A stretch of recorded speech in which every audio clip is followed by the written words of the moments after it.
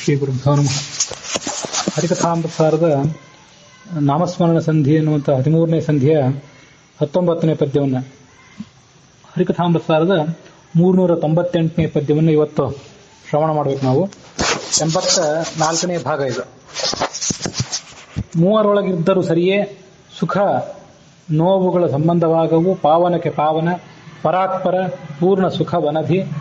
ಈ ವನರೋಹ ಭವಾಂಡದೊಳು ಸ್ವಕಳೆಯವರವ ತದಾಕಾರ ಮಾಡಿ ಪರಾವರೇಶ ಚರಾಚರಾತ್ಮಕ ಲೋಕಗಳ ಪೊರೆವ. ಮೂರು ಬಗೆಯ ಜೀವರೊಳಗೂ ಕೂಡ ಅವನಿದ್ದಾನೆ. ಆದರೆ ಅವರಿಗಾಗುವಂಥ ಪ್ರಾಕೃತ ಸುಖ, ಅದರ ಸ್ಪರ್ಶ ಇಲ್ಲ. ದುಃಖದ ಸ್ಪರ್ಶವಂತೂ ಇಲ್ಲವೇ ಇಲ್ಲ.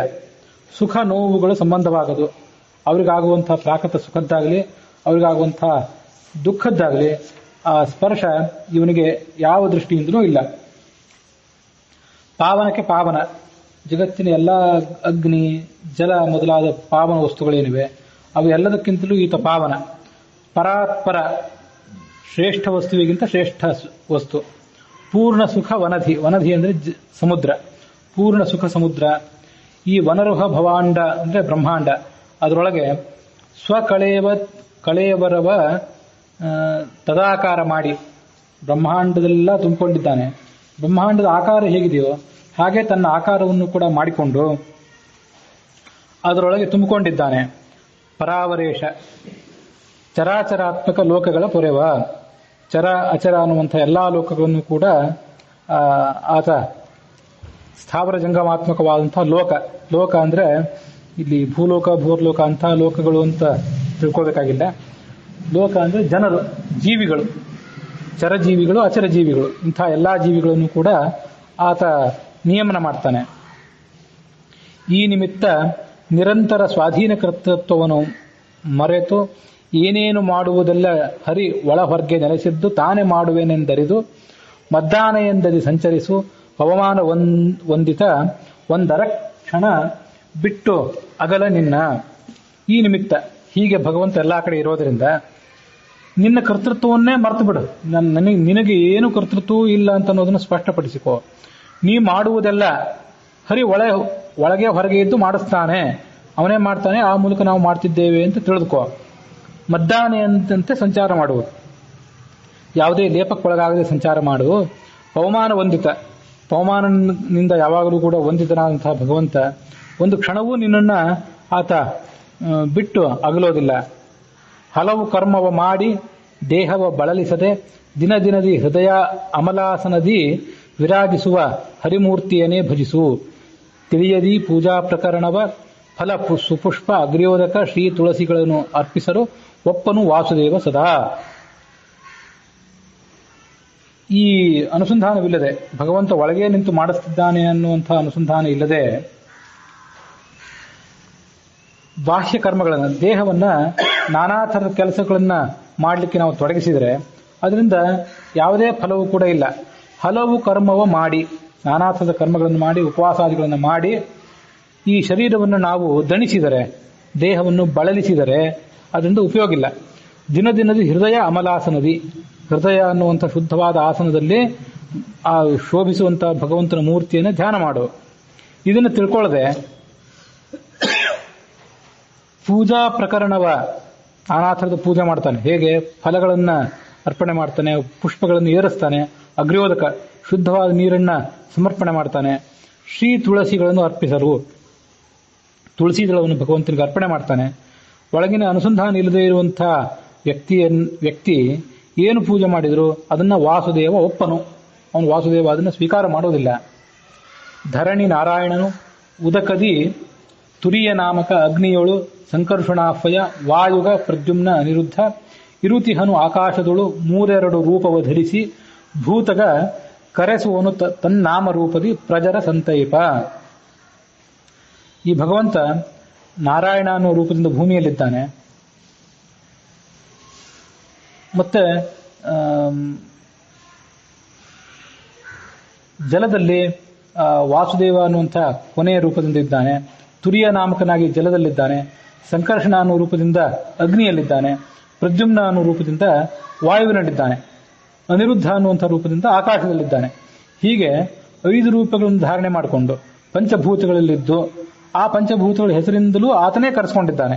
ಪೃಥ್ವಿ, ಅಪು, ತೇಜಸ್ಸು, ವಾಯು, ಆಕಾಶ ಅನ್ನುವ ಹೆಸರು ಅವನನ್ನೇ ಹೇಳ್ತವೆ. ಧರಣಿ ಅಂದ್ರೆ ಭೂಮಿ, ಅದು ನಾರಾಯಣ. ಉದಕ ಅಂತಂದ್ರೆ ನೀರು, ಅದರಲ್ಲಿ ತುರಿಯ ಅಂದ್ರೆ ವಾಸುದೇವ. ಅಗ್ನಿಯೊಳಗೆ ಸಂಕರ್ಷಣ, ವಾಯುಗ ಪ್ರದ್ಯುಮ್ನ, ವಾಯುವಿನಲ್ಲಿ ಪ್ರದ್ಯುಮ್ನ ಇದ್ದಾನೆ. ಅನಿರುದ್ಧ ಇರುತಿಹನು ಆಕಾಶದೊಳು, ಆಕಾಶದಲ್ಲಿ ಅನಿರುದ್ಧ ಇದ್ದಾನೆ. 3 ರೂಪವ ಧರಿಸಿ, ಹೀಗೆ 3+2 ರೂಪಗಳನ್ನು ಧಾರಣೆ ಮಾಡಿಕೊಂಡು ಭೂತದಲ್ಲಿರುವಂಥವನು ಕರೆಸುವನು ತತ್ತನ್ನಾಮ ರೂಪದಿಂದ ಆಯಾ ಹೆಸರುಗಳಿಂದಲೂ ಆತನೇ ಕರೆಸ್ಕೋತಾನೆ. ಮತ್ತು ಪ್ರಜರ ಸಂತೈಪ, ತನ್ನ ಭಕ್ತರನ್ನೆಲ್ಲ ಆತ ಯಾವತ್ತೂ ಕೂಡ ಸಮಾಧಾನದಿಂದ ನೋಡ್ಕೊಳ್ತಾನೆ.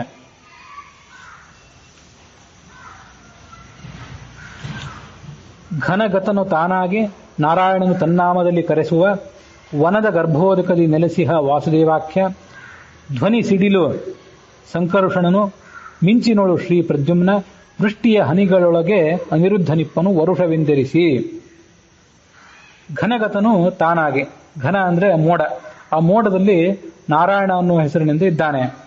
ಮತ್ತು ಘನ, ಮೇಘ ಇತ್ಯಾದಿ ಹೆಸರುಗಳಿಂದಲೂ, ಮೋಡ ಇತ್ಯಾದಿ ಹೆಸರುಗಳಿಂದಲೂ ಆತನೇ ಕರೆಸ್ಕೋತಾನೆ. ನಾರಾಯಣ ಅನ್ನೋ ಹೆಸರು ಆತನದ್ದೇ, ಮೋಡ ಅನ್ನೋ ಹೆಸರು ಆತನದ್ದೇ. ತನ್ನಾಮದಲ್ಲಿ ಕರೆಸುವ ವನದ ಗರ್ಭೋದಕದಿ, ಆ ಮೋಡದ ಒಳಗಿನ ನೀರಿದೆಯಲ್ಲ, ಗರ್ಭೋದಕ ಅಂತ ಒಳಗಿರುವಂಥ ನೀರು, ಅದರಲ್ಲಿ ವಾಸುದೇವ ಅನ್ನೋ ರೂಪದಿಂದ ಇದ್ದಾನೆ. ಮುಂದೆ ಧ್ವನಿ ಸಿಡಿಲು, ಗುಡುಗು ಮತ್ತು ಸಿಡಿಲು ಅವುಗಳಲ್ಲಿ ಸಂಕರ್ಷಣ ರೂಪದಿಂದ ಇದ್ದಾನೆ. ಮಿಂಚಿನೊಳಗೆ, ಮಿಂಚಿದಾಗ ಅಲ್ಲಿ ಪ್ರದ್ಯುಮ್ನ ಇದ್ದಾನೆ. ದ್ಯುಮ್ನ ಅಂದ್ರೆ ಬೆಳಕು ಅಂತ ಅರ್ಥ, ಪ್ರದ್ಯುಮ್ನ ಅಂದ್ರೆ ಶ್ರೇಷ್ಠ ಬೆಳಕು ಅಂತ ಅರ್ಥ. ಹೀಗೆ ಮೋಡ ಕವಿದಾಗ, ಅದು ಮಳೆ ಸುರಿಸುವಾಗ, ಗುಡುಗು ಸಿಡಿಲೆಲ್ಲ ಬಂದಾಗ ಈ ರೂಪಗಳನ್ನು ಧ್ಯಾನ ಮಾಡಬೇಕು. ಯಾವ್ಯಾವ ರೂಪ ಏನೇನು ಅಂತ ಸ್ಪಷ್ಟವಾಗಿ ಆ ಸಂದರ್ಭದಲ್ಲಿ ನೆನಪರದೇ ಇದ್ರೂ ಪಂಚರೂಪಿ ಭಗವಂತ ಎಲ್ಲಾ ಕಡೆ ಇದ್ದಾನೆ ಅಂತ, ಪಂಚರೂಪಾತ್ಮಕರಾದ ಭಗವಂತನಿಗೆ ನಮಸ್ಕಾರ ಅಂತ ಹಾಗಾದ್ರೂ ಅನುಸಂಧಾನ ಮಾಡ್ಕೊಳ್ಬೇಕು. ಮಳೆಯ ಹನಿಗಳಲ್ಲಿ ವರ್ಷ ಅನ್ನುವ ಹೆಸರಿನಿಂದ ಇದ್ದಾನೆ. ವರ್ಷ ಅಂದ್ರೆ ಮಳೆ ಅಂತ ಅರ್ಥ ಸಂಸ್ಕೃತದಲ್ಲಿ. ಮಳೆಯ ಹನಿಗಳಲ್ಲಿ ವರ್ಷ ಅನ್ನುವ ಹೆಸರಿನಿಂದಲೇ ಭಗವಂತ ಇದ್ದಾನೆ.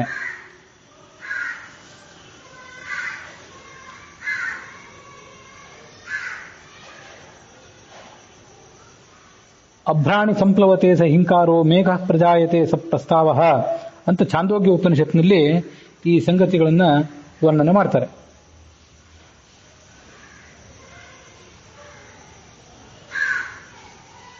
ಗೃಹ ಕುಟುಂಬ ಧನಾದಿಗಳ ಸನ್ನಹಗಳುಳ್ಳವರಾಗಿ ವಿಹಿತ ಅವಿಹಿತ ಧರ್ಮ ಸುಕರ್ಮಗಳ ತಿಳಿಯದಲೆ ನಿತ್ಯದಲ್ಲಿ ಆಹಾರ ಮೈಥುನ ನಿದ್ರೆಗಳೊಳಗಾಗಿ ಇಹರು ಸರ್ವ ಪ್ರಾಣಿಗಳು. ಹೃದ್ಗುಹ ನಿವಾಸಿಯನ ಅರಿಯದಲೆ ಭವದೊಳಗೆ ತೊಳಲುವರು. ಪಾಮರ ಜನರು ಸಂಸಾರದಲ್ಲಿ ತೊಳಲಾಡ್ತಾರಂತೆ. ಹೇಗೆ ತೊಳಲಾಡ್ತಾರೆ? ಅವರಿಗೆ ಮನೆ, ಸಂಸಾರ, ಧನ ಇತ್ಯಾದಿಗಳ ವ್ಯಾಪ, ನಿತ್ಯ ವ್ಯಾಪ ಅವರಿಗೆ. ವಿಧಿ ನಿಷೇಧ, ಯಾವುದನ್ನು ಮಾಡಬೇಕು ಯಾವುದನ್ನು ಮಾಡಬಾರ್ದು, ಯಾವುದು ಧರ್ಮ ಯಾವುದು ಅಧರ್ಮ, ಯಾವುದು ಸತ್ಕರ್ಮ ಯಾವುದು ಅಸತ್ಕರ್ಮ, ಇದನ್ನ ಯಾವುದನ್ನು ತಿಳಿಯೋದಿಲ್ಲ. ತಿಳಿಯದೆ ಆಹಾರ ಅಂದ್ರೆ ನಿತ್ಯ ಏನ್ ಮಾಡ್ತಾರೆ? ನಿತ್ಯದಲ್ಲಿ ಆಹಾರ ಅಂದ್ರೆ ಆಹಾರ, ಭೋಜನಕ್ಕಾಗಿ ಹಂಬಲಿಸ್ತಿರ್ತಾರೆ, ಮೈಥುನಕ್ಕಾಗಿ ಹಂಬಲಿಸ್ತಾರೆ, ನಿದ್ರೆಗಾಗಿ ಹಂಬಲಿಸ್ತಾರೆ. ಹೀಗೆ ಸರ್ವಜೀವರು ಕೂಡ ತೊಳಲಾಡ್ತಾ ಇದ್ದಾರೆ. ಹೃದಯ ಗುಹೆಯಲ್ಲಿ ಭಗವಂತ ಇದ್ದಾನೆ, ಅವನನ್ನು ತಿಳ್ಕೊಳ್ಳದೆ ಸಂಸಾರದಲ್ಲಿ ಹೀಗೆ ಒದ್ದಾಡ್ತಾರೆ ಜನ. ನಿದ್ರೆಯ ಹೀಯತೆ ನಕ್ತಂ ಅಂತ ಭಾಗವತದಲ್ಲಿ ಒಂದು ಶ್ಲೋಕ. ರಾತ್ರಿ ನಿದ್ರೆಯಿಂದ ಹೊರಟು ಹೋಗ್ತದೆ. ವ್ಯವಾಯೇನ ನವಂವಯ, ಒಳ್ಳೆ ತಾರುಣ್ಯ ಇದ್ರೆ ಅದು ಸ್ತ್ರೀ ಸಂಘದಲ್ಲಿ ಕಳೆದು ಹೋಗ್ತದೆ.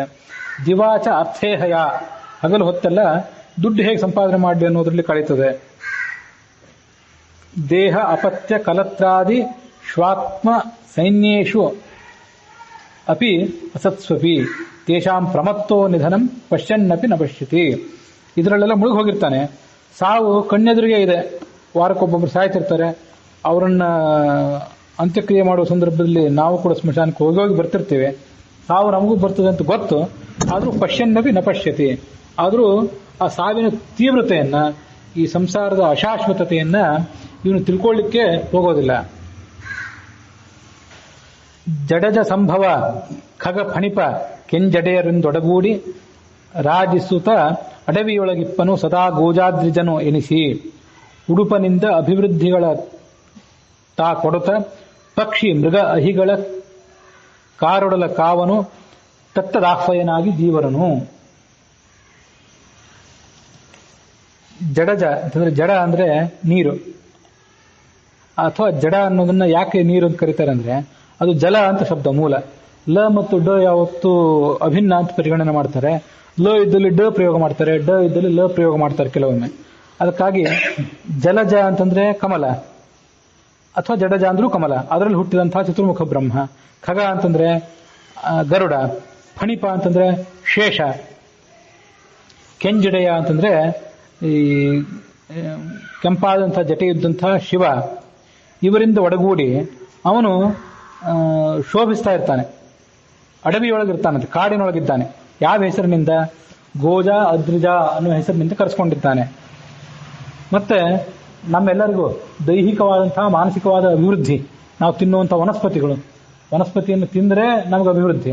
ಮನುಷ್ಯ ಅಥವಾ ಯಾವುದೇ ಪ್ರಾಣಿ, ಅದು ಸಸ್ಯಾಹಾರಿಯೇ ಆಗಲಿ ಮಾಂಸಾಹಾರಿಯೇ ಆಗಲಿ, ಆ ಮಾಂಸಾಹಾರಿಯೂ ಕೂಡ ಸಸ್ಯವನ್ನು ತಿಂದರೆ, ಸಸ್ಯಾಹಾರವನ್ನು ತಿಂದಂತಹ ಒಂದು ಪ್ರಾಣಿ ಏನಿರ್ತದಲ್ಲ ಅದನ್ನು ಮಾಂಸಾಹಾರಿ ಪ್ರಾಣಿ ತಿನ್ನಬೇಕು. ಆ ಮಾಂಸಾಹಾರಿ ಪ್ರಾಣಿಯನ್ನು ಮತ್ತೊಂದು ಪ್ರಾಣಿ ತಿಂತದೆ. ಅಂತೂ ಎಲ್ಲದಕ್ಕೂ ಮೂಲ ಈ ಸಸ್ಯವೇ. ಆ ಸಸ್ಯದಿಂದಲೇ ಜಗತ್ತೆಲ್ಲವೂ ಕೂಡ ಆಹಾರವನ್ನು ಭಕ್ಷಣೆ ಮಾಡಬೇಕು. ಆ ಸಸ್ಯಕ್ಕೆ, ವನಸ್ಪತಿಗೆ ಚಂದ್ರ ಅಭಿಮಾನಿ. ಆ ಚಂದ್ರನ ಮೂಲಕ ಅಭಿವೃದ್ಧಿ ಕೊಡುವವನು ಪರಮಾತ್ಮ. ಪರಮಾತ್ಮನ ಅನುಗ್ರಹದಿಂದಲೇ ಚಂದ್ರ ಈ ಜಗತ್ತಿನಲ್ಲಿ ಆಹಾರ ಸಮೃದ್ಧಿಯನ್ನು ಮಾಡಿದ್ದಾನೆ. ಹೀಗೆ ಪರಮಾತ್ಮ ಪಕ್ಷಿ, ಮೃಗ, ಸರ್ಪ ಮೊದಲಾದ ಎಲ್ಲಾ ಜೀವರನ್ನು ಕಾಪಾಡ್ತಾನೆ. ಅವರಿಗೆ ಬೇಕಾದಂತಹ ಆಹಾರವನ್ನು ಕೊಟ್ಟು, ಮಾಂಸಾಹಾರವೇ ಆಗಲಿ, ಸಸ್ಯಾಹಾರವೇ ಆಗಲಿ, ಹುಲ್ಲಾಗಲಿ, ಅನ್ನಾದ್ಯ ಆಹಾರವೇ ಆಗಲಿ, ಹಕ್ಕಿಗಳಿಗಾಗಲಿ, ಮೃಗಗಳಿಗಾಗಲಿ, ಸರ್ಪಗಳಿಗಾಗಲಿ ಅದನ್ನ ಕೊಡುವಂಥವನು ಆ ಭಗವಂತನೇ. ಉಡುಪ ಅಂದ್ರೆ ಚಂದ್ರ. ಆ ಚಂದ್ರನಿಂದ ಅಭಿವೃದ್ಧಿಯನ್ನು ತಾನು ಮಾಡ್ತಾನೆ.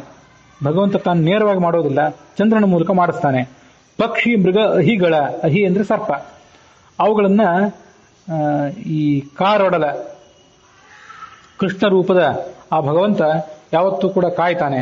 ತತ್ತದಾಹ್ವಯನಾಗಿ ಪಕ್ಷಿಗಳಲ್ಲಿ ಪಕ್ಷಿ ರೂಪದಿಂದ, ಮೃಗದಲ್ಲಿ ಮೃಗ ರೂಪದಿಂದ, ಹೀಗೆ ಆಯಾ ರೂಪಗಳಿಂದಲೇ ಅವನಲ್ಲಿದ್ದಾನೆ. ಈಗ ಗೋಜ, ಋತಜ ಅಂತ ಹೀಗೆಲ್ಲ ಶಬ್ದಗಳು ಬಂತು.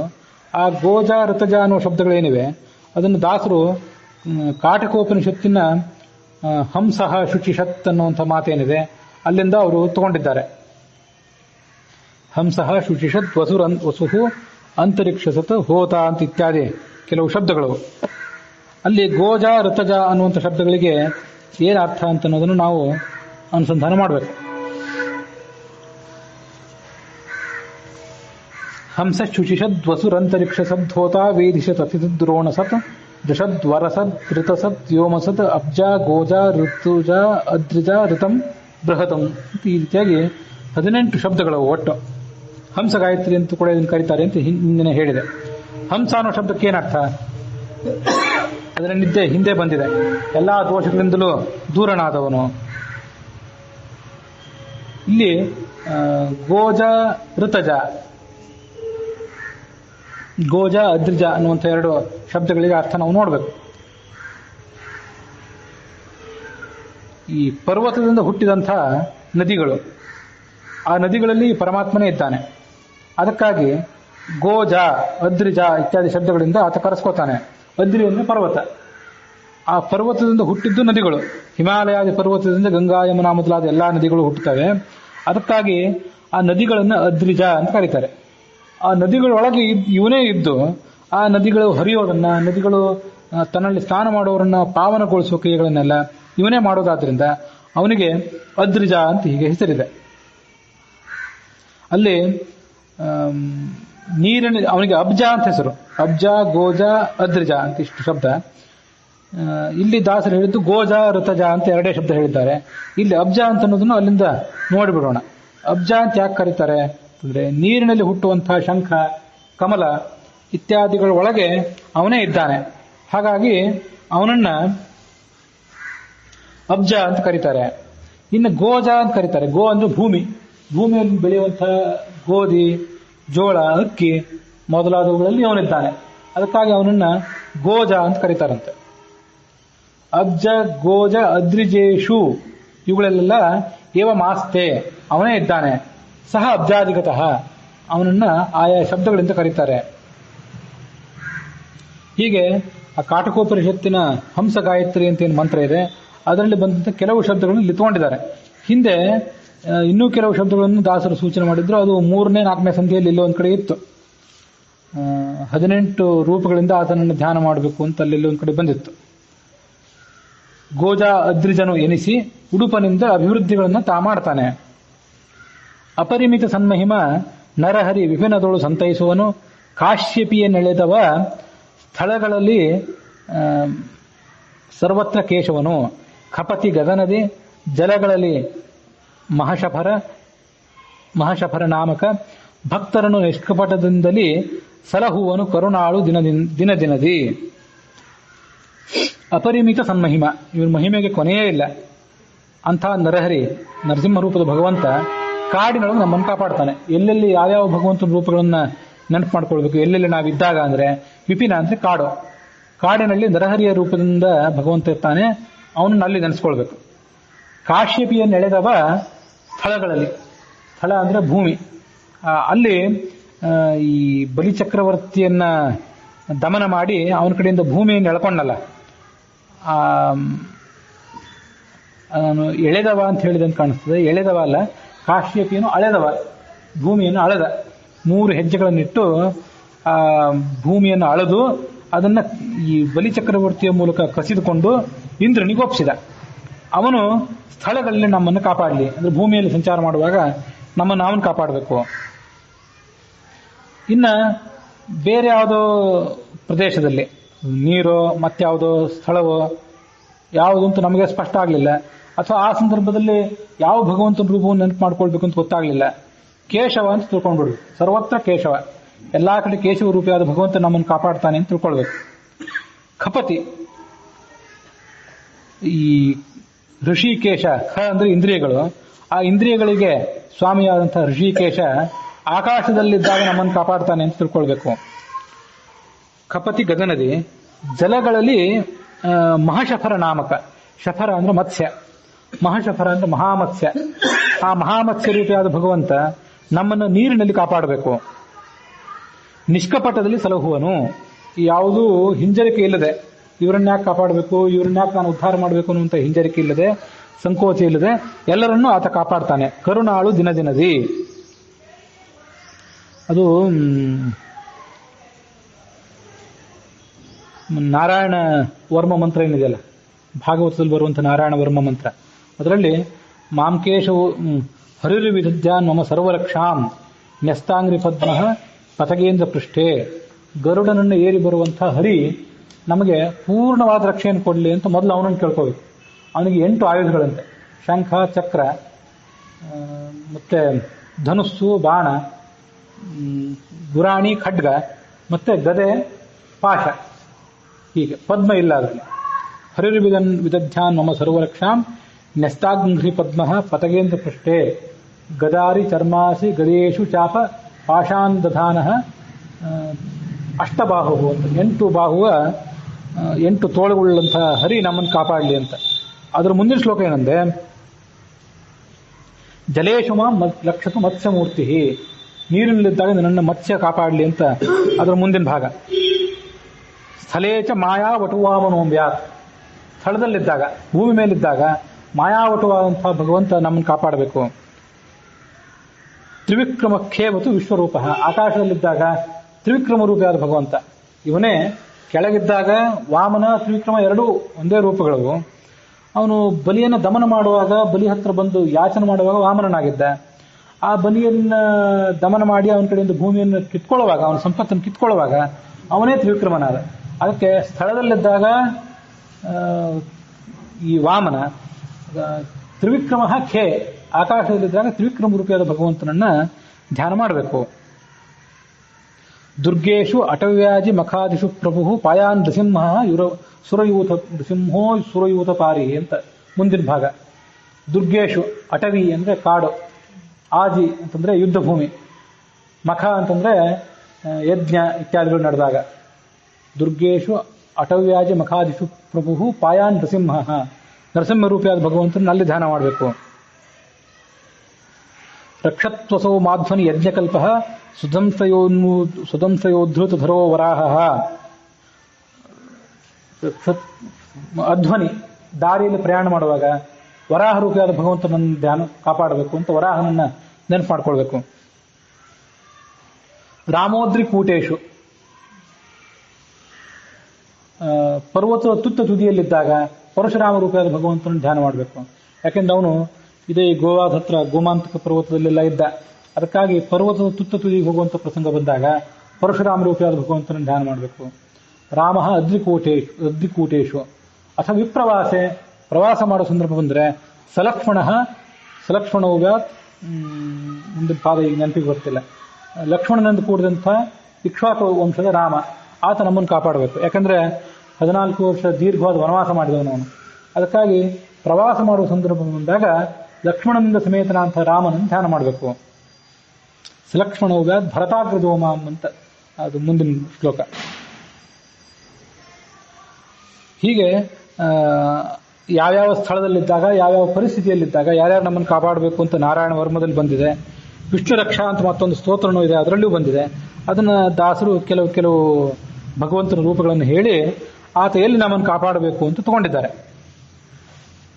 ಕಾರಣ ಅಂತರ್ಯಾಮಿ ಸ್ಥೂಲ ಅವತಾರ ವ್ಯಾಪ್ತ ಅಂಶಾದಿ ರೂಪಕ್ಕೆ ಸಾರ ಶುಭ ಪ್ರವಿವಿಕ್ತ ನಂದ ಅಥವಾ ಪ್ರವಿವಿಕ್ತಾನಂದ ಅಂತ ಕೆಲವು ಕಡೆ ಇದೆ. ಸ್ಥೂಲ ನಿಸ್ಸಾರ 6 ರಸಗಳನ್ನು ಅರ್ಪಿಸಲು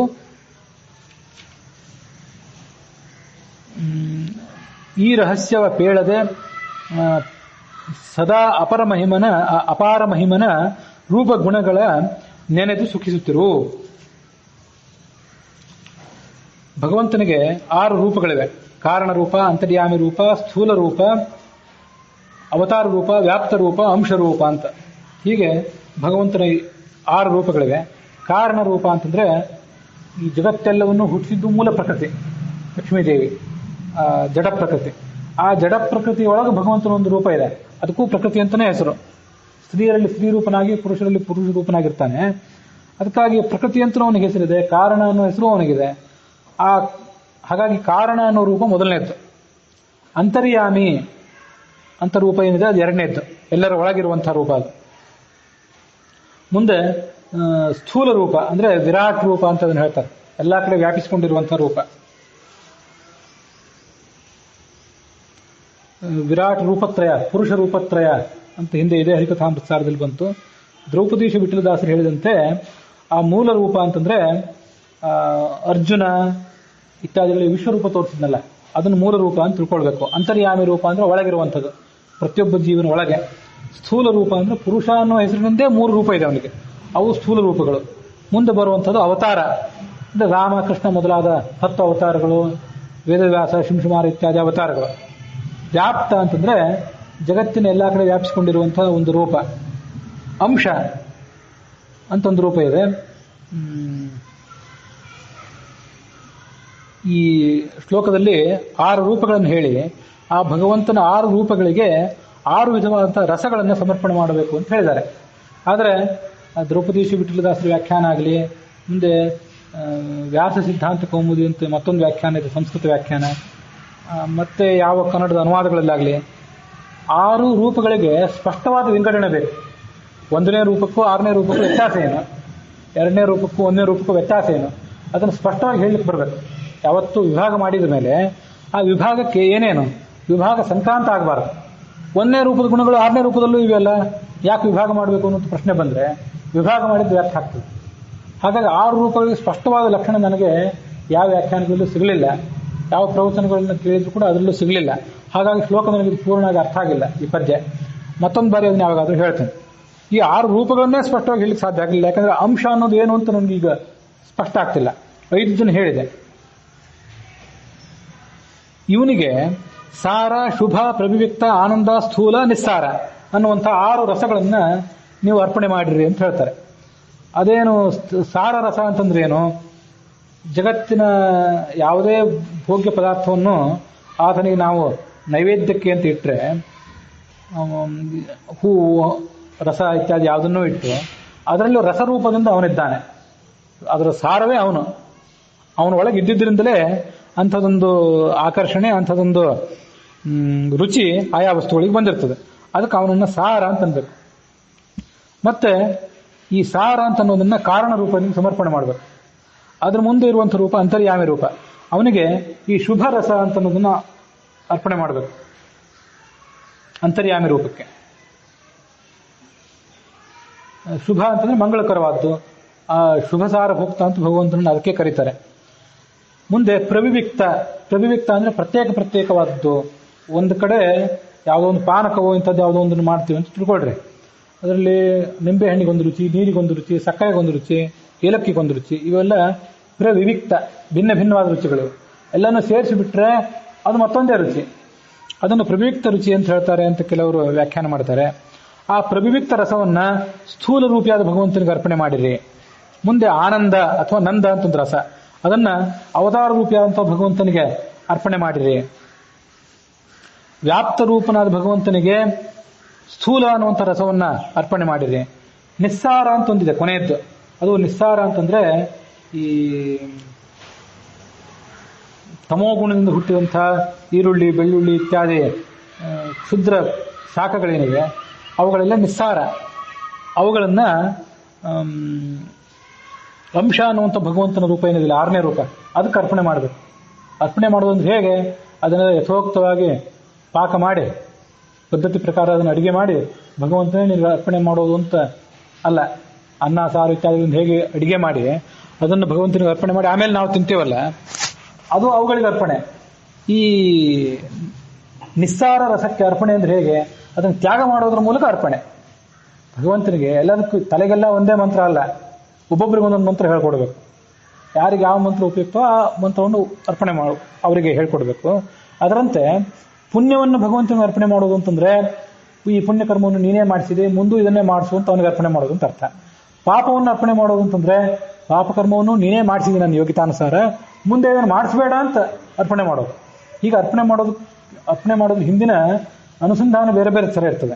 ಹಾಗೆ ನಿಸ್ಸಾರ ರಸಗಳು ಜಗತ್ತಿನಲ್ಲಿ ಅನೇಕ ಇರ್ತವೆ. ಅದು ಯಾವುದಾದ್ರು ಮೋಹಕ್ಕೆ ನಾನು ಬಲಿಯಾಗಿ ಆ ನಿಸ್ಸಾರ ರಸಗಳನ್ನು ತಿನ್ನುವಂಥ ಪ್ರಸಂಗ ಬರದೇ ಇರಲಿ. ಯಾಕೆಂದ್ರೆ ನಿನಗೆ ಅರ್ಪಣೆ ಮಾಡ್ಬೇಕು. ನಾನು ನೈವೇದ್ಯ ಮಾಡಬೇಕು ಅನ್ನೋ ಎಚ್ಚರ ಇದ್ರೆ ಮನುಷ್ಯನಿಗೆ, ನೈವೇದ್ಯ ಮಾಡಿದ್ದನ್ನೇ ತಿನ್ಬೇಕು ಅಂತಿದ್ರೆ, ಈಗ ನಾವೆಲ್ಲ ಏನ್ ಮಾಡ್ತೇವೆ ಅಂದ್ರೆ ಸಾಮಾನ್ಯವಾಗಿ ತಿಂತೇವೆ ಏನೇನೋ. ಆವಾಗ ಇದೆಲ್ಲ ನಾವು ತಿನ್ನೋದನ್ನೆಲ್ಲ ದೇವರಿಗೆ ಅರ್ಪಣೆ ಮಾಡಬಾರ್ದು, ದೇವರಿಗೆ ಒಂದು ಅನ್ನ ನೈವೇದ್ಯ ಮಾಡಿಬಿಡೋಣ, ಉಳಿದಿದ್ದನ್ನೆಲ್ಲ ನಾವು ತಿನ್ನೋಣ ಅಂತ ತಿಂತಿರ್ತೇವೆ. ಬಹುತೇಕ ಎಷ್ಟೋ ಮಂದಿ ಹಾಗೆ ಮಾಡ್ತೇವೆ. ಒಂದೊಂದು ರೀತಿಯಿಂದ ಇದೆಲ್ಲ ದ್ರೋಹವೇ, ಇದು ಥರ ಮೋಸ. ಆದರೂ ಏನು ಕೊನೆ ಪಕ್ಷ ಅನ್ನ ಆದ್ರೂ ನೈವೇದ್ಯ ಮಾಡ್ತೇವಲ್ಲ. ಇದ್ದಾರೆ, ಇವತ್ತು ಮಾಡೋರು ಇದ್ದಾರೆ. ಒಂದು ಕೊಡ ನೀರು ದೇವರಿಗೆ ಅರ್ಪಣೆ ಮಾಡಿ ಸಾಯಂಕಾಲದ ರಾತ್ರಿ ಮಲಗೋ ತನಕ ನೀರು ಕುಡಿಯೋದಿದ್ರೆ ಆ ಕೊಡದೊಳಗಿಂದೇ ಕುಡಿಯೋದು. ಬೆಳಿಗ್ಗೆ ಆದ್ರೂ ಮಾಡ್ರಿ, ರಾತ್ರಿ ಆದ್ರೂ ಮಾಡ್ರಿ ಅಂಥವ್ರನ್ನ ನೋಡಿದ್ದೇನೆ ನಾನು. ನೀರು ಮತ್ತೆ ಯಾವುದೋ ಹಣ್ಣು ಇತ್ಯಾದಿ ಯಾವುದನ್ನೇ ಅರ್ಪಣೆ ಮಾಡೋದಿದ್ರು ಭಗವಂತನಿಗೆ ವಿಧಿಪೂರ್ವಕವಾಗಿ ಅಲ್ಲಿ ಭಗವಂತನ ಎದುರಿಗಿಟ್ಟು ಅದಕ್ಕೆ ತುಳಸಿ ಹಾಕಿ ತೀರ್ಥ ಹಾಕಿ ಅದನ್ನೇ ಅವನಿಗೆ ಅರ್ಪಣೆ ಮಾಡಿಯೇ ಕುಡಿಯೋದು.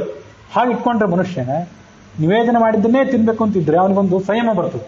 ಇಲ್ಲದೇ ಆ ಸಂಯಮ ಹೋಗ್ತದೆ.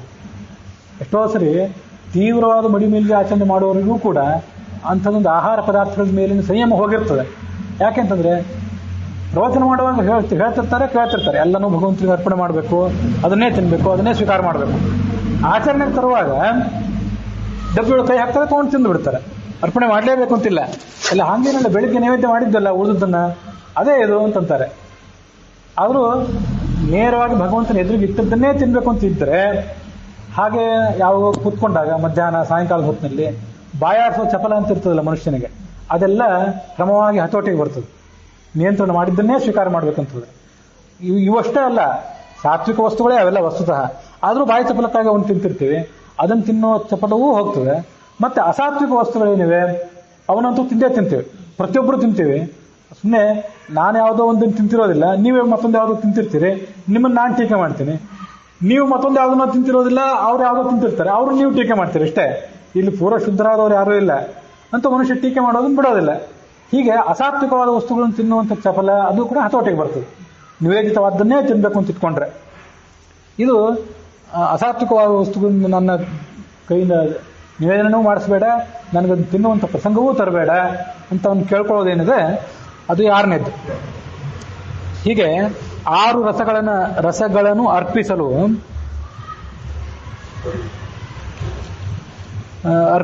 ಅರ್ಪಿಸು ಅಲ್ಪರಿಗೆ ಈ ರಹಸ್ಯವೇ ಬೇಡದೆ, ಶುದ್ಧರಿಗೆ ಈ ರಹಸ್ಯವನ್ನು ಹೇಳಬೇಡ. ಯಾಕಂದ್ರೆ ಅವ್ರಿಗೆ ಅರ್ಥವಾಗೋದಿಲ್ಲ, ಅವರನ್ನು ಆಚರಣೆಗೂ ತರೋದಿಲ್ಲ. ಸುಮ್ಮನೆ ನಿನ್ನದೇ ಕಂಠ ಶೋಷಣೆ. ರಹಸ್ಯವ ಪೇಳದೆ ಸದಾ ಅಪಾರ ಮಹಿಮನ ಅಂತ ಭಗವಂತನ ಗುಣರೂಪಗಳನ್ನು ಧ್ಯಾನ ಮಾಡು. ಸುಖಿಸುತ್ತಿರು, ಆ ಮೂಲಕ ಸುಖ ಪಡು. ಸುಖ ನಿನಗೆ ಅಲ್ಲಿ ಸಿಗಬೇಕೇ ಹೊರತು ಇನ್ಯಾವ ಕಡೆಯಿಂದನೂ ಸುಖ ಸಿಗೋದಿಲ್ಲ.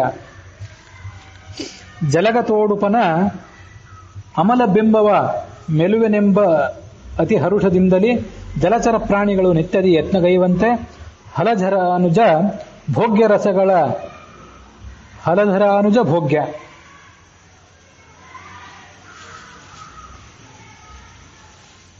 ಹಲಧರಾನುಜ ಭೋಗ್ಯ ರಸಗಳ ನೆಲೆಯನರಿಯದೆ ಪೂಜಿಸುತ್ತ ಹಂಬಲಿಸುವರು ಪುರುಷಾರ್ಥಗಳ ಸತ್ಕುಲಜರಾವೆಂದು. ದುರಹಂಕಾರ ಪಡುವವರಿಗೆ ದಾಸರು ಮೇಲಿಂದ ಮೇಲೆ ಒಂದು ಗದಾಪ್ರಹಾರ ಮಾಡ್ತಿರ್ತಾರೆ.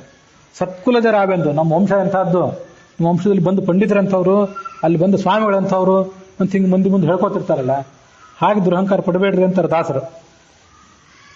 ಯಾಕೆಂದ್ರೆ ಈ ಜಲಚರ ಪ್ರಾಣಿಗಳು ಇರ್ತವೆ, ಮತ್ಸ್ಯ ಕೂರ್ಮ ಇತ್ಯಾದಿಗಳು, ಅವೆಲ್ಲ ಏನ್ ಮಾಡ್ತಿರ್ತಾವಂದ್ರೆ ಈ ಹುಣ್ಣಿಮೆ ಚಂದ್ರನ ಬಿಂಬ ನೀರಿನಲ್ಲಿ ಏನು ಬೀಳ್ತಿರ್ತದಲ್ಲ, ಅದನ್ನ ತಾವೇ ತಿನ್ನಬೇಕು ಅಂತ ಹೋಗ್ತಾವಂತವು. ಇದು ವಸ್ತುತಃ ಹೋಗ್ತಾವಂತಿಲ್ಲ, ಇದೊಂದು ಅಲಂಕಾರಿಕವಾದಂಥ ಪ್ರಯೋಗ ಇದೆ. ಮಕ್ಕಳಿಗೆ ಪ್ರತಿಬಿಂಬವನ್ನು ಹಿಡ್ಕೋಬೇಕು ಅಂತ ಹೇಗೆ ಅಪೇಕ್ಷೆ ಬರ್ತದ, ಹಾಗೆ ಜಲಚರ ಪ್ರಾಣಿಗಳು ಅಂತಂದ್ರೆ ಮೂರ್ಖ ಪ್ರಾಣಿಗಳು, ತಿಳುವಳಿಕೆ ಇಲ್ಲದ ಮನುಷ್ಯರು ಅಂತ ಅರ್ಥ.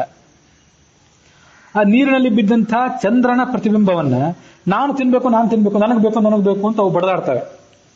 ಉಡುಪ ಅಂದ್ರೆ ಚಂದ್ರ, ಉಡುಪನ, ಇದನ್ನು ಸುಮ್ಮನೆ ನಿಮಗೆ ಮಾಹಿತಿಗಾಗಿ ಹೇಳ್ತೇನೆ. ಉಡು ಅಂದ್ರೆ ನಕ್ಷತ್ರ ವೃಕ್ಷಂ ಭಂತಾರ ತಾರಕ ಪ್ಯುಡುವಾಸ್ತ್ರಿಯಾಂ. ಉಡು ಅಂದ್ರೆ ನಕ್ಷತ್ರ, ಉಡುಪ ಅಂದ್ರೆ ನಕ್ಷತ್ರಗಳ ಅಧಿಪತಿ ಅಂತ ಚಂದ್ರ.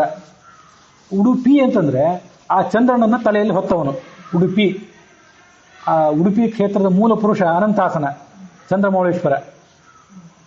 ಕೃಷ್ಣ ಆಮೇಲೆ ಬಂದವನು, ಮೂಲ ಪುರುಷ ಅನಂತಾಸನ. ಅದಕ್ಕಾಗಿ ಆ ಊರು ಉಡುಪಿ. ಶಿವಬೆಳ್ಳಿ ಹೀಗೆಲ್ಲ ಕರೀತಾರೆ, ರಜತ ಪೀಠಪುರ, ರೂಪ್ಯ ಪೀಠಪುರ ಅಂತ ಸಂಸ್ಕೃತದಲ್ಲಿ ಕರೀತಾರೆ. ಉಡುಪಿ ಅಂತ ನಾವು ಕರಿತೀವಿ, ತುಳು ಭಾಷೆಯಲ್ಲಿ ಒಡಿಪು ಅಂತ ಕರೀತಾರೆ ಅವರು. ಉಡುಪಿ ಅನ್ನೋ ಶಬ್ದಕ್ಕೆ ಈ ಅರ್ಥ. ನಕ್ಷತ್ರಗಳಿಗೆ ಅಧಿಪತಿಯಾದ ಚಂದ್ರನನ್ನು ತಲೆಯ ಮೇಲೆ ಹೊತ್ತಂತ ಶಿವ, ಆ ಶಿವನ ಹೆಸರೇ ಆ ಊರಿಗೆ. ಹೀಗೆ ಆ ಉಡುಪನ ಅಮಲ ಬಿಂಬವ ಮೆಲುವೆನೆಂಬ ಅತಿ ಹರುಷದಿಂದಲೇ, ಆ ಬಿಂಬ ನಮಗೆ ಬೇಕು ಅಂತ ಈ ಜಲಚರ ಪ್ರಾಣಿಗಳು ನಿತ್ಯ ಪ್ರಯತ್ನ ಪಡ್ತವೆ, ಆದ್ರೆ ಅದು ವ್ಯರ್ಥ.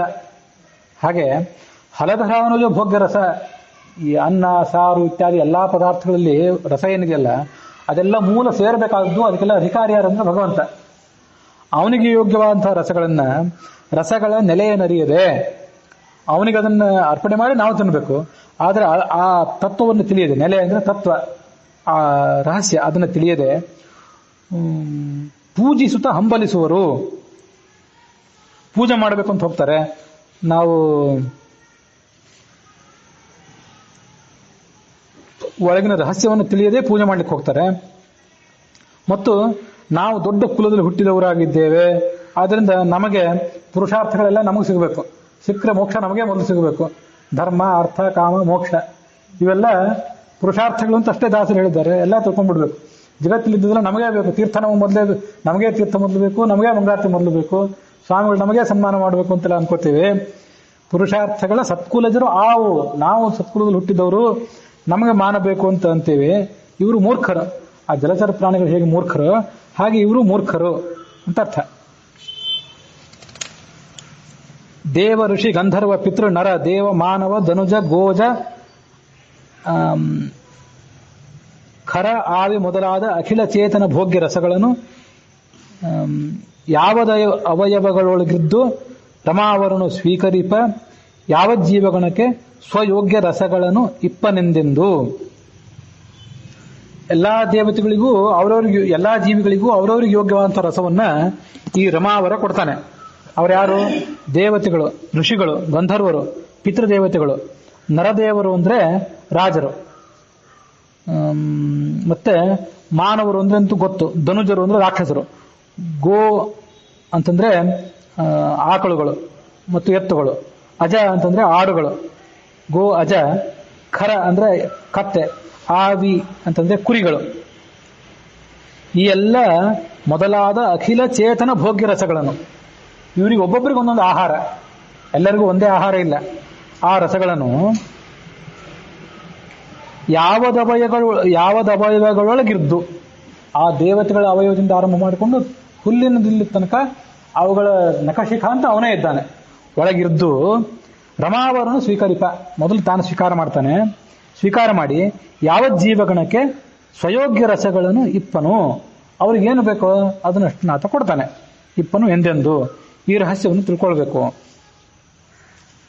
ಒರಟು ಬುದ್ಧಿಯ ಬಿಟ್ಟು ಲೌಕಿಕ ಹರಟೆಗಳನ್ನು ಈಡಾಡಿ ಕಾಂಚನ ಪರಟೆ ಲೋಷ್ಠಾದಿಗಳು ಸಮವೆಂದರಿತು ನಿತ್ಯದಲ್ಲಿ ಪುರುಟ ಗರ್ಭಾಂಡೋದರನು ಸತ್ಪುರುಷನೆಂದೆನ್ನಿಸಿ ಎಲ್ಲರೊಳಗಿದ್ದು ಉರುಟ ಕರ್ಮವ ಮಾಳ್ಪನೆಂದೆಂದಡಿಗೆ ನೆನೆವುತ್ತಿರು. ಒರಟು ಬುದ್ಧಿಯನ್ನು ಬಿಡು, ದುರಹಂಕಾರವನ್ನು ಬಿಡು, ಲೌಕಿಕ ಹರಟೆಗಳನ್ನು ಈಡಾಡು, ಅವುಗಳನ್ನು ತಿರಸ್ಕಾರ ಮಾಡಿಬಿಡು. ಈಡಾಡಿ, ಕಾಂಚನ ಅಂದ್ರೆ ಬಂಗಾರ, ಪರಟೆ ಅಂತಂದ್ರೆ ಹಂಚು, ಕಬ್ಬಿಣದ ಹಂಚು ಇತ್ಯಾದಿಗಳು. ಕಾಂಚನ, ಪರಟಿ, ಲೋಷ್ಠ ಅಂತಂದ್ರೆ ಮಣ್ಣಿನ ಹೆಂಟೆ, ಲೋಷ್ಠಾದಿಗಳು ಇವೆಲ್ಲ ಸಮಾನ. ಬಂಗಾರದ ಆಭರಣವೂ ಸಮಾನ, ಕಬ್ಬಿಣದ ಹೆಂಚು ಸಮಾನ, ಮಣ್ಣಿನ ಒಂದು ಪಾತ್ರೆಯೂ ಸಮಾನ, ಮಣ್ಣಿನ ಮುದ್ದೆಯೂ ಸಮಾನ. ಇವೆಲ್ಲ ಸಮಾನ ಅಂತ ತಿಳ್ಕೊ. ಮತ್ತು ನಿತ್ಯ ಈ ಭಗವಂತ ಅವನ್ಯಾರು? ಪುರುಟ ಗರ್ಭಾಂಡೋದರ. ಪುರುಟ ಅಂತಂದ್ರೆ ಹಿರಣ್ಯ, ಪುರುಟ ಗರ್ಭ ಅಂದ್ರೆ ಹಿರಣ್ಯಗರ್ಭ. ಹಿರಣ್ಯಗರ್ಭೋ ಲೋಕೇಶ ಅಂತ ಚತುರ್ಮುಖ ಬ್ರಹ್ಮನಿಗೆ ಪರ್ಯಾಯ ಪದ. ಆ ಪುರುಟ ಗರ್ಭ ಅಂತಂದ್ರೆ ಚತುರ್ಮುಖ ಬ್ರಹ್ಮ, ಪುರುಟ ಗರ್ಭಾಂಡ ಅಂದ್ರೆ ಬ್ರಹ್ಮಾಂಡ. ಬ್ರಹ್ಮಾಂಡೋದರ, ಬ್ರಹ್ಮಾಂಡವನ್ನು ಹೊಟ್ಟೆಯೊಳಗೆ ಇಟ್ಕೊಂಡಿರುವಂತಹ ಭಗವಂತ ಸತ್ಪುರುಷನೆಂದೆನಿಸಿ. ಸತ್ಪುರುಷ ಅಂತ ಅವನಿಗೆ ಹೆಸರು. ನಿಜವಾದ ಪುರುಷ, ಮುಖ್ಯ ಪುರುಷನೇ ಅವನು, ಉಳಿದವರೆಲ್ಲ ಪುರುಷರೇ ಅಲ್ಲ. ಪುರುಷ ಅಂತ ಕರೆಸ್ಕೊಂಡು ಇವರೆಲ್ಲರೊಳಗೂ ಇದ್ದಾನೆ. ಮತ್ತು ಉರುಟ ಕರ್ಮವ ಮಾಳ್ಪನು ಎಂದು ಅಡಿಗಡಿಗೆ ನೆನೆಯುತ್ತಿರು. ಉರುಟ ಕರ್ಮ ಅಂದ್ರೆ ಉತ್ಕೃಷ್ಟವಾದ ಕರ್ಮಗಳನ್ನ, ಶ್ರೇಷ್ಠವಾದ ಕರ್ಮಗಳನ್ನು ತಾನು ಮಾಡ್ತಾನೆ ಮತ್ತು ಇವ್ರ ಕಡೆಯಿಂದ ಮಾಡಿಸ್ತಾನೆ. ಹೀಗೆ ಹೆಜ್ಜೆ ಹೆಜ್ಜೆಗೂ ನೀನು ನೆನಪು ಮಾಡ್ಕೊಳ್ತಾ ಇರುವ. ಭೂತಳದಿ ಜನರುಗಳು ಮರ್ಮಕ ಮಾತುಗಳನ್ನಾಡಿದರೆ ಸಹಿಸದೆ ಘಾತಿಸೂರು ಅತಿಕೋಪದಿಂದಲೇ ಎಚ್ಚರಿಪ ತೆರದಿ. ಮಾತುಳಾಂತಕ ಜಾರ ಹೇ ನವನೀತ ಚೋರಣೆ ಎನ್ನಲು ತನ್ನ ನಿಕೇತನದೊಳಿಟ್ಟು ಅವರ ಸಂತೈಸುವನು ಕರುಣಾಳು. ನಾವು ಜಗತ್ತಿನಲ್ಲಿ ಯಾರನ್ನಾರು ಬೈದು ಬಿಟ್ರೆ ಇನ್ನೊಂದು ಆ ಬೈಲಿಕ್ಕೆ ಶುರು ಮಾಡಿದಾಗ ಅವರಿಗೆ ಶುರು ಮಾಡಿದ ಕೂಡಲೇ ಆ ಬೈಸ್ಕೊಳ್ಳೋರಿಗೆ ವಿಪರೀತ ಕೋಪ ಬರ್ತದೆ. ಭೂತಳದ್ರಿ ಈ ಜಗತ್ತಿನಲ್ಲಿ ಜನರುಗಳು, ವ್ಯಕ್ತಿಗಳು ಮರ್ಮಕ ಮಾತುಗಳನ್ನು ಆಡಿದರೆ, ನಾವು ಅವರನ್ನು ಕುರಿತು ಏನಾದರೂ ಕೆಟ್ಟ ಮಾತುಗಳನ್ನು ಆಡಿದರೆ ಸಹಿಸೋದಿಲ್ಲ ಅವರು. ಘಾತಿಸುವರು, ಅವರು ಪ್ರತಿಯಾಗಿ ನಮ್ಮ ಹೊಡಿಲಿಕ್ಕೆ ಬರ್ತಾರೆ, ಬೈಲಿಕ್ಕೆ ಬರ್ತಾರೆ. ಅತಿ ಕೋಪದಿಂದಲೇ ಎಚ್ಚರಿಪ ತೆರದಿ, ಇನ್ನೊಂದ್ಸಲ ಹೀಗಂದ್ರೆ ನೋಡಿ ಬಿಡೋದಿಲ್ಲ ಅಂತಂತಾರೆ. ಆದ್ರೆ ನಿಮಗೆ ಕೆಟ್ಟ ಮಾತು ಆಡ್ಲೇಬೇಕು ಅಂತಿದ್ರೆ ಅವ್ರನ್ನ ಕುರಿತು ಆಡ್ಬೇಡ್ರಿ, ಯಾಕಂದ್ರೆ ಅವರಿಗೆ ಸಿಟ್ಟು ಬರ್ತದೆ. ಕೆಟ್ಟ ಮಾತು ಆಡ್ಬೇಕು ಅಂತಿದ್ರೆ ಭಗವಂತನ ಕುರಿತೇ ಆಡಿಬಿಡ್ರಿ, ಯಾಕಂದ್ರೆ ಅವನು ಮಾತುಲಾಂತಕ. ನೀವು ಯಾವುದೇ ಕೆಟ್ಟ ಮಾತಿನಿಂದ ಆಡಿದ್ರೂ ಸಂತೋಷ ಪಡ್ತಾನೆ. ಮಾತುಲಾಂತಕ, ಸೋದರ ಮಾವನನ್ನು ಕೊಂದವನೇ ಅನ್ನಿರಿ. ಜಾರ, ಗೋಪಿ ಜಾರ ಅಂತನ್ನಿರಿ. ನವನೀತ ಚೋರ ಅಂತನ್ನಿರಿ. ಚೋರನೇ ಎನ್ನಲು ತನ್ನ ನಿಕೇತನದೊಳಿಟ್ಟು, ತನ್ನ ಶ್ವೇತದ್ವೀಪ ವೈಕುಂಠ ಅನಂತಾಸನದೊಳಗೆ ತನ್ನನ್ನು ಬೈದವರನ್ನು ಇಟ್ಟು ಸಂತೈಸುವನು. ಅವರಿಗೆ ಎಲ್ಲಾ ತರದ ಸುಖ ಸಮಾಧಾನವನ್ನು ಕೊಡ್ತಾನೆ ಈ ಕರುಣಾಳು.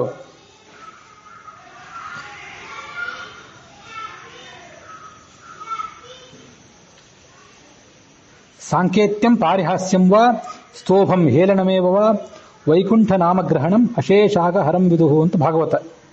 ಸಾಂಕೇತ್ಯ, ನೀವು ಯಾರಿಗೋ ನಾರಾಯಣ ಅಂತ ಹೆಸರಿಟ್ಟಿರ್ತೀನಿ, ಆ ನಾರಾಯಣ ಅಂತ ಕರಿತೀರಿ ಅವರನ್ನ. ಭಗವಂತನ ನಾಮಸ್ಮರಣೆ ನಿಮ್ಗೆ ಆ ಸಂದರ್ಭದಲ್ಲಿ ಆಗ್ತದೆ ಅಂತ ನಿಶ್ಚಿತ ಇಲ್ಲ.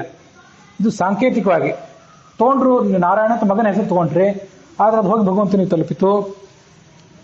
ಪಾರಿಹಾಸ್ಯಂ ವಾ, ಯಾರಿಗೊಬ್ರಿಗೆ ಅಪಹಾಸ್ಯ ಮಾಡುವ ಸಲುವಾಗಿ ಒಂದು ಹೆಸರನ್ನು ಕರೆದ್ರಿ, ಅದು ವಸ್ತುತಃ ಭಗವಂತನ ಹೆಸರಾಗಿತ್ತು. ಸ್ತೋಭಂ, ಸ್ತೋಭಾಕ್ಷರ ಅಂತ ಕರೀತಾರೆ. ಈ ಆ ಅಕ್ಷರಗಳಿಗೆ ಈ ಸಾಮ, ಗಾನ ಇತ್ಯಾದಿ ಕಡೆಗಳಲ್ಲಿ ಭಗವಂತನ ಸ್ತೋತ್ರ ಮಾಡುವಾಗ ಅಥವಾ ಯಾವುದೋ ಒಂದು ಗಾನ ಮಾಡುವಾಗ, ಶಾಸ್ತ್ರೀಯ ಸಂಗೀತ, ಆಲಾಪ ಇತ್ಯಾದಿಗಳೆಲ್ಲ ಇರ್ತವೆ. ಆ ಸ್ತೋಭ ಅಂತಂದ್ರೆ ನಂಗೆ ಸ್ಪಷ್ಟವಾಗಿ ನೆನಪಾಗ್ತಿಲ್ಲ. ಸ್ತೋಭಾಕ್ಷರ ಅಂತ ಒಂದಿದೆ. ಹಾಡುವಾಗ ಆಲಾಪ ಮಾಡುವಾಗ, ಸಾಮಗಾನ ಮಾಡುವಾಗ ಆ ಸ್ತೋಭಾಕ್ಷರವನ್ನು ಉಚ್ಚಾರ ಮಾಡಿದಾಗ ಸ್ಪಷ್ಟವಾದ ಅರ್ಥ ಆ ಅಕ್ಷರಕ್ಕಿರೋದಿಲ್ಲ. ಶಾಸ್ತ್ರೀಯ ಸಂಗೀತದಲ್ಲಿ ಆಲಾಪ ಮಾಡ್ತಿರ್ತಾರೆ. ಶಾಸ್ತ್ರೀಯ ಸಂಗೀತದಲ್ಲಿ ಆಲಾಪ ಮಾಡಿದಾಗ ಅದರಲ್ಲಿ ಮೂಲ ಹಾಡಿನ ತುಣುಕು, ಸಾಹಿತ್ಯದ ತುಣುಕು ಸ್ವಲ್ಪ ಇರ್ತದೆ. ಅದನ್ನು ದೀರ್ಘವಾಗಿ ಆಲಾಪ ಮಾಡ್ತಾ ಇರ್ತಾರೆ. ಅಂಥದನ್ನು ಸ್ತೋಭ ಅಂತ ಕರಿಬಹುದು ಅಂತ ನೆನಪು. ಇನ್ನೊಂದ್ಸರಿ ಸ್ತೋಭ ಅಂದ್ರೆ ಏನು ಅಂತ ಸ್ಪಷ್ಟವಾಗಿ ನಾನು ನೆನಪು ಮಾಡಿಕೊಂಡು ಗ್ರಂಥಗಳನ್ನು ತೆಗೆದು ಹೇಳಬೇಕು. ಅಂತೂ ಸಾಹಿತ್ಯಕ್ಕೆ ಒಂದು ಅರ್ಥ ಇರ್ತದೆ, ಆಲಾಪಕ್ಕೆ ಅರ್ಥ ಇರೋದಿಲ್ಲ. ಅದೊಂದು ಗಾನದ ಪದ್ಧತಿ ಅಷ್ಟೇ. ಆಲಾಪವನ್ನಾದರೂ ಮಾಡ್ರಿ, ಸಂಸ್ಕೃತದಲ್ಲಾದರೂ ಆಲಾಪ ಮಾಡ್ರಿ, ಕನ್ನಡದಲ್ಲಾದರೂ ಆಲಾಪ ಮಾಡ್ರಿ, ಹಿಂದಿಯಲ್ಲಾದರೂ ಆಲಾಪ ಮಾಡ್ರಿ. ಅಂತೂ ಸ್ಪಷ್ಟವಾದ ಯಾವುದೇ ಅರ್ಥವನ್ನು ಕೊಡದೇ ಇರುವಂತಹ ಆಲಾಪವನ್ನಾದರೂ ಮಾಡ್ರಿ, ಅದು ಭಗವಂತನ ಹೋಗಿ ತಲುಪ್ತದೆ. ಸ್ತೋಭಂ, ಹೇಳನ, ತಿರಸ್ಕಾರದ ಮಾತು, ಕೆಟ್ಟ ನಿಂದನೆಯ ಮಾತು, ಇಂಥ ಎಲ್ಲ ಮಾತು ಕೂಡ ವೈಕುಂಠ ನಾಮಗ್ರಹಣಂ, ಭಗವಂತನ ಮಾತದು. ಅಶೇಷ ಅಗಹರಂ, ಎಲ್ಲ ಪಾಪಗಳನ್ನು ನಾಶ ಮಾಡ್ತದೆ.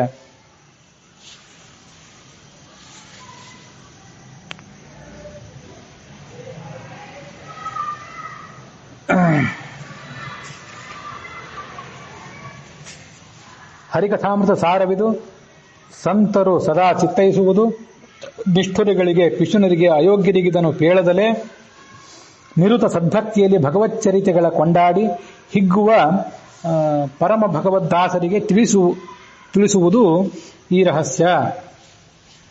ಇಲ್ಲಿಗೆ ನಾಮಸ್ಮರಣ ಸಂಧಿ ಎನ್ನುವಂಥ ಸಂಧಿಯನ್ನು ನಾವು ಮುಗಿಸ್ತಾ ಇದ್ದೇವೆ. ಆ ಮುಗಿಸ್ಲಿಕ್ಕೆ ಇದು ಪೂರ್ವಭಾವಿಯಾದ ಪದ್ಯ. 33ನೇ ಪದ್ಯಕ್ಕೆ ಮುಗಿತದೆ. ಇದು 32ನೇ ಪದ್ಯ. ಈ ಹರಿಕಥಾಮೃತ ಸಾರ ಏನಿದೆ ಇದನ್ನ ಸಂತರು ಸದಾ ಚಿತ್ತೈಸುವುದು, ಜ್ಞಾನಿಗಳಾದರೂ ತಿಳ್ಕೊಳ್ಬೇಕು. ನಿಷ್ಠುರಿಗಳಿಗೆ, ದುಷ್ಟ ಸ್ವಭಾವದವರಿಗೆ, ಪಿಶುನರಿಗೆ ಅಂದ್ರೆ ಚಾಡಿ ಹೋಗಿ ಹೇಳುವವರಿಗೆ, ಅವರೇನು ಹೇಳ್ತಾರೆ ಇವರೇನು ಹೇಳ್ತಾರೆ ಅವ್ರಿಗೇನು ಜ್ಞಾನ ಇದೆ ಅಂತನ್ನುವರಿಗೆ, ಅಯೋಗ್ಯರಿಗೆ ಪೇಳದಲ್ಲಿ ಅವ್ರಿಗೆ ಹೇಳಬೇಡ್ರಿ. ನಿರುತ ಸದ್ಭಕ್ತಿಯಲ್ಲಿ, ನೀವು ಸದ್ಭಕ್ತಿಯಿಂದ ಭಗವಂತನ ಚರಿತ್ರೆಗಳನ್ನು ಕೊಂಡಾಡಿರಿ ಮತ್ತು ಅಂತ ಕೊಂಡಾಡಿ ಹಿಗ್ಗುವಂತಹ ಪರಮ ಭಗವದ್ಭಕ್ತರಿಗೆ ಇದನ್ನು ಹೇಳಿರಿ, ತಿಳಿಸುವುದು ಈ ರಹಸ್ಯವನ್ನು. ದುಷ್ಟರಿಗೆ ಹೇಳಬೇಡ್ರಿ. ವಿದ್ಯಾಹವೈ ಬ್ರಾಹ್ಮಣ ಮಾಜಗಾಮ ಗೋಪಾಯ ಮಾಂ ಶೇವಹಿಷ್ಟೇಹಮಸ್ಮಿ ಅನಾದಿಕಾಯ ಅಂಧಜವೇ ಶಠಾಯ ನಮಾಂ ಬ್ರೂಜ ರಜವೇ ಬ್ರೂಹಿ ನಿತ್ಯಂ ಅಂತ ವಿದ್ಯಾದೇವತೆ ಬ್ರಾಹ್ಮಣನ ಕಡೆ ಬಂದು ಕೇಳ್ಕೋತದಂತೆ. ಗೋಪಾಯ ಮಾಂ, ನಾನು ವಿದ್ಯಾದೇವತೆ, ನನ್ನನ್ನು ಕಾಪಾಡು. ಶೇವಧಿಷ್ಠೇಹಮಸ್ಮಿ, ನಿಧಿಯಂತೆ ನನ್ನನ್ನು ನೀನು ರಕ್ಷಣೆ ಮಾಡಬೇಕು. ಅನಾರ್ಯಕಾಯ, ಸಜ್ಜನ ಅಲ್ಲದೇ ಇದ್ದವನಿಗೆ, ಸರಳ ಸ್ವಭಾವ ಇಲ್ಲದೇ ಇದ್ದವನಿಗೆ, ಶಠ ದುಷ್ಟ ಸ್ವಭಾವದವನಿಗೆ, ನಮಾಂ ಬ್ರೂಯಾಹ, ನನ್ನನ್ನು ಹೇಳಬೇಡ. ರಜವೇ ಬ್ರೂಹಿ ನಿತ್ಯಂ, ಯಾರು ದೇಹ ಮನಸ್ಸು ಕಾಯಗಳಿಂದ ಶುದ್ಧರಾಗಿರ್ತಾರೋ ಅವರಿಗೆ ಮಾತ್ರ ಇದನ್ನು ಹೇಳು.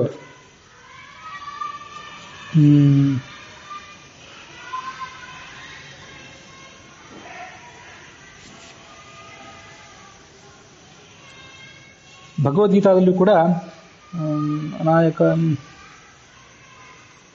ಭಗವದ್ಗೀತಾದಲ್ಲೂ ಅಂತ ಒಂದು ಮಾತಿದೆ ಅಂತ ನಂಗೆ ನೆನಪು. ಶ್ಲೋಕ ಈಗ ನೆನಪಿಗೆ ಬರ್ತಿಲ್ಲ. ಭಗವದ್ಗೀತಾದ 18ನೇ ಅಧ್ಯಾಯದಲ್ಲೂ ಹೀಗೊಂದು ಮಾತೆಲ್ಲೋ ಇದೆ. ದುಷ್ಟರಾದವರಿಗೆ ಇದನ್ನು ತಿಳಿಸಬೇಡ, ಅವರು ಇದನ್ನು ದುರುಪಯೋಗ ಮಾಡ್ಕೊಳ್ತಾರೆ, ಸಜ್ಜನರಿಗೆ ಮಾತ್ರ ಇದನ್ನ ತಿಳಿಸು. ಸತ್ಯ ಸಂಕಲ್ಪನು ಸದಾ ಏನಿತ್ತು ಅದೇ ಪುರುಷಾರ್ಥವೆಂದರಿದು ಅತ್ಯಧಿಕ ಸಂತೋಷದಲ್ಲಿ ನೆಲೆಯುತ್ತ ಭುಂಜಿಪುದು. ನಿತ್ಯ ಸುಖ ಸಂಪೂರ್ಣ ಪರಮ ಸುಹೃತ್ತಮ ಜಗನ್ನಾಥ ವಿಠ್ಠಲ ಬತ್ತಿಸಿ ಭವಾಂಬುಧಿಯ ಚಿತ್ಸುಖ ವ್ಯಕ್ತಿ ಕೊಡುತ್ತಿಪ್ಪ. ಸತ್ಯ ಸಂಕಲ್ಪನಾದಂಥ ಭಗವಂತ ಸದಾ ಏನಿತ್ತು, ಯಾವಾಗ ಆತ ಏನು ಕೊಡ್ತಾನೋ ನಮಗೆ, ಆತ ಸಂತೃಪ್ತನಾಗಿ ಏನು ಕೊಡ್ತಾನೋ ಅದನ್ನೇ ಪುರುಷಾರ್ಥ ಅಂತ ತಿಳ್ಕೊಡ್ರಿ. ಮಹಾಪುರುಷಾರ್ಥ ಭಗವಂತ ಕೊಟ್ಟದ್ದೇ ಪಂಚಾಮೃತ ಅಂತ ತಿಳಿಯಿರಿ. ಅಧಿಕ ಸಂತೋಷದಿಂದ ಅದನ್ನು ನೆನಪು ಮಾಡಿಕೋ ಮತ್ತು ಅದನ್ನೇ ಸೇವನೆ ಮಾಡು, ಭುಂಜಿಪು. ಯಾಕೆಂದ್ರೆ ನಿತ್ಯ ಸುಖ ಸಂಪೂರ್ಣ, ನಿತ್ಯ ಸುಖದಿಂದ ಕೂಡಿದವನವನು, ಪರಮ ಸುಹೃತ್ತಮ, ಜೀವನಿಗೆ ಅತ್ಯಂತ ಹಿತೈಷಿ ಅಂದ್ರೆ ಆ ಭಗವಂತ. ಜಗನ್ನಾಥ ವಿಠ್ಠಲ, ಆ ಜಗನ್ನಾಥ ವಿಠ್ಠಲ ನಾವು ಇಂಥ ಶುದ್ಧವಾದ ಅನುಸಂಧಾನ ಇಟ್ಕೊಂಡಿದ್ರೆ ನಮ್ಮನ್ನ ಆತ ಕಾಪಾಡ್ತಾನೆ. ಹೇಗೆ ಕಾಪಾಡ್ತಾನೆ? ಭವಾಂಬುದಿಯ ಬತ್ತಿಸಿ, ಸಂಸಾರ ಸಾಗರವನ್ನು ಆತ ಬತ್ತಿಸಿ ನಮ್ಮನ್ನು ಪಾರು ಮಾಡ್ತಾನೆ. ಚಿತ್ಸುಖ ವ್ಯಕ್ತಿ ಕೊಡುತ್ತಿಪ್ಪ. ಸುಖ ನಮಗೆ ಒಳಗಡೆನೇ ಇದೆ, ಅದೆಲ್ಲೋ ಹೊರಗಿಂದ ಬರಬೇಕಾಗಿಲ್ಲ. ಸಂಸಾರ ಸುಖ ಬತ್ತಿಸಿಬಿಟ್ರೆ, ಲಿಂಗದೇಹ ಭಗ್ನ ಆದರೆ ಒಳಗಿರುವಂಥ ಸುಖ ತಾನಾಗೆ ವ್ಯಕ್ತ ಆಗ್ತದೆ.